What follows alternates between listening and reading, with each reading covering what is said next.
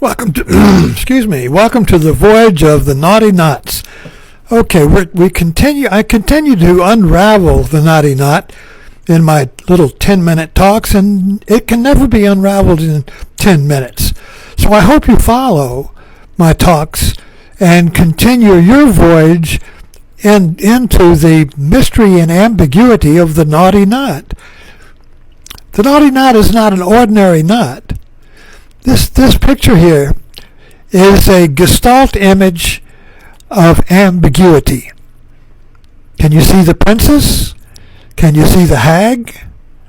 The hag is the princess is the hag. You probably may not see this right away, but they're there, and this is a beautiful metaphor for ambiguity and the naughty knot.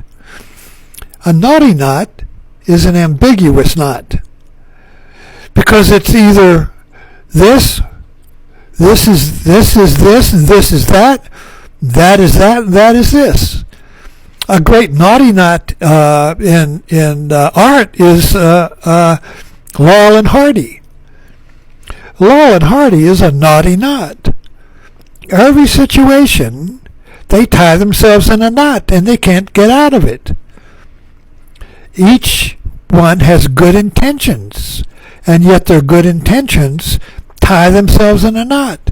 And it ends up with Hardy saying, "This is a fine knot you've gotten me into." They don't see, like you see, that they are tying themselves in a knot through their love for each other, through their good intentions. So when a naughty knot is a knot that we can't see, because the clue is that you're stuck in a naughty knot is when it repeats itself, like Groundhog Day. When there is a sense that you are repeating yourself, that is a clue you're caught in a naughty knot. I'm still holding this up. Have you seen the old hag and the princess yet? In the naughty knot, we're caught in ambiguity. The ambiguity here is that the hag is the princess and the princess is the hag, yet each one stands alone. When you see the hag, that's all you see. When you see the princess, that's all you see. If you do anything to the princess, draw on the princess, you change the hag. If you do anything to the hag, you change the princess. Each changes the other, yet they're separate. Yet they're not separate. This is ambiguity, and our logical either-or, I'm going to put this down now, our logical or either-or mind cannot work with ambiguity. It's got to be this or that. The movie Hurt Locker worked with ambiguity. When you discover the ambiguity of life, and that every moment is a twist, is a knot, when you see the ambiguity, it becomes a naughty knot, and you laugh. That's why we laugh at Laurel and Hardy. We laugh at their naughty knot. They don't see it, but we see it. So Laurel and Hardy is a mirror of our own ambiguity, where we're efforts to get out, to succeed, create our failure. Where our efforts to be good create bad. Where our efforts to be successful creates failure. And we get stuck in that. It's like the birth and death, the cycles of suffering. In ancient Buddhism, it was expressed as reincarnation. But what we're really looking at is the reincarnation of the knot. Our knot, until we see the ambiguity in it, until we see that it's a naughty knot and we can laugh at it, we're stuck in Groundhog Day, repeating the same knot over and over as if it were different. Life, an unrealized life, is a life that is just one knot after another. I want to do this, and the world says not. I want to do this, and my wife says not, or my husband says not, or my boss says not, or circumstances say not, or my karma says not, or whatever. It's this whole the suffering of Pete Campbell in Mad Men. Why can't I get what I want when I want it? Why can't we? When we try, not. So we go one knot after another. But the illusion is that they're different knots. So if I could just untie this knot, I won't have any more knots. If I can just get this new car, I'll be at peace forever. If I could just get this relationship, this job, this vacation, I'll be happy forever. This is the mind of a child.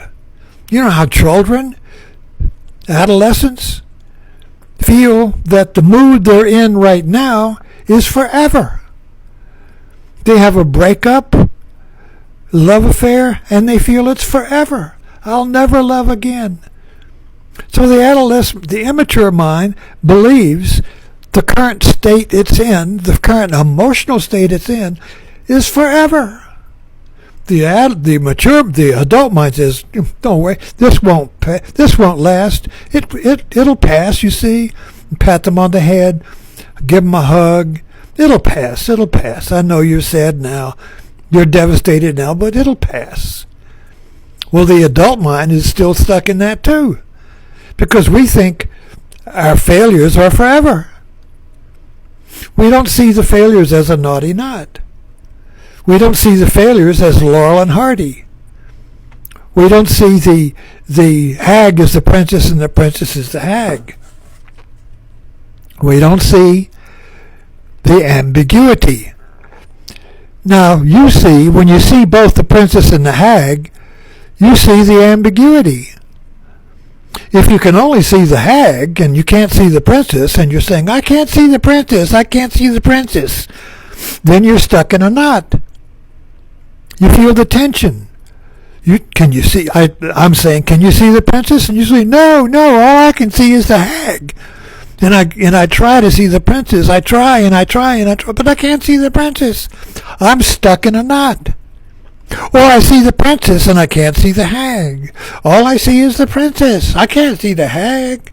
Where is it? Help. Tell me where the hag is. You see? But suddenly, you see both. And you laugh. You smile. I see them. I see the ambiguity. Now, when you see this, you see the hag and the princess. There's no more tension. There's no more struggle to see one or the other. You're free. This is a great metaphor, because in every situation is both a hag and a princess, both good and bad, good and evil, but we separate them. We say, "Oh, I should only see the good in this. I'm a good Christian. I should only see the good. But I feel the evil. Or in myself, I should be good, but I want to be bad." We're all caught in this ambiguity because our modern rational mind, or the mind created by Descartes, the beginning of the modern world, 17th century, cannot integrate or include ambiguity. Everything must be a clear and distinct idea. Truth is one, not two. Truth is a clear and distinct idea, or unambiguous. And yet, life is ambiguous. So we're constantly caught in a knot. Thanks for dropping in. We'll keep kicking this knot down the road.